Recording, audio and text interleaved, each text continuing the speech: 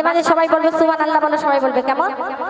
বিজ্ঞানীদের বিজ্ঞানে আঙ্গন বিজি, বাল্লা বিজ্ঞানীদের বিজ্ঞানে আঙ্গন বিজি, বিজ্ঞানীদের বিজ্ঞানে আঙ্গন বিজি, বাল্লা বিজ্ঞানীদের বিজ্ঞানে আঙ্গন বিজি।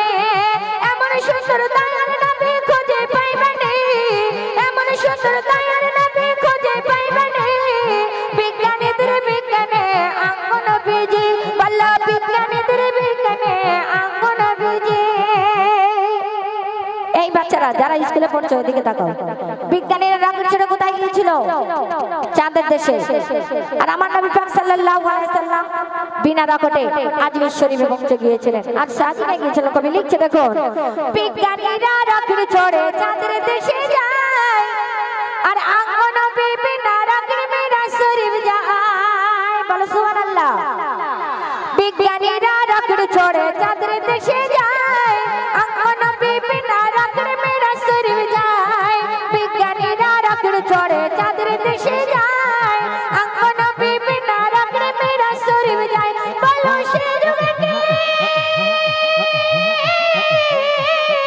সে যুগে কি রকেট বিমান কিছুই ছিল না। বিজ্ঞানীদের বিজ্ঞানে আঙ্গন বিজি, বাল্লা বিজ্ঞানীদের বিজ্ঞানে আঙ্গন বিজি।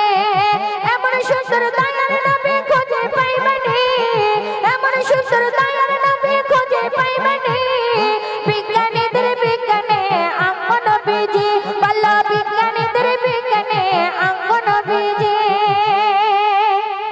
আবু বকর সিদ্দিকের সাপে কামড়েছিল যখন হেরা গুহায় ঢুকেছিলেন। আমার নবী পাকের থুতু মোবারক দিয়ে সাপের বিষ পানি হয়ে গিয়েছিল। আর এখনকার যুগে যদি কারো সাপে কামড়ায় আমরা যদি থুতু দিই, এক ফোঁটাও কাজে লাগবে না। নবী পাক সাল্লাল্লাহু আলাইহি সাল্লামে থুতু মোবারক কতটা দামি ছিলেন, কবি লিখছে দেখো, আবু বকর সিদ্দিকের সাপে কামড়েছে, আর আঙ্গন নবীর থুতু দিয়ে ভালো হয়েছে। সুবহানাল্লাহ বলো। আবু বকর সিদ্দিকের সাপে কামড়েছে, আঙ্গন নবীর থুতু দিয়ে ভালো হয়েছে। আবু বকর সিদ্দিকের সাপে কামড়েছে, আঙ্গন নবীর থুতু দিয়ে ভালো হয়েছে। বলো সে যুগে কি, সেই যুগে কি ওয়াজাবতে কিছু ছিল না, সেই যুগে কি ওয়াজাবতে কিছু ছিল না।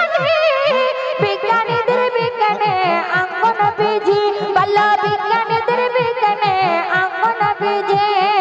এমন সুন্দর